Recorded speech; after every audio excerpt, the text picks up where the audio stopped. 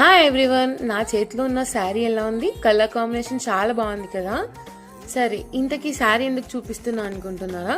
చెప్తాను, వీడియోని ఎండ్ దాకా చూసేయండి, క్లారిటీ వస్తుంది. ఈ శారీ వచ్చేసి నేను మీషోలో ఆర్డర్ చేసుకున్నా అండ్ నాకు ఇది అరౌండ్ ఒక 500 అలా కాస్ట్ అయిందనమాట.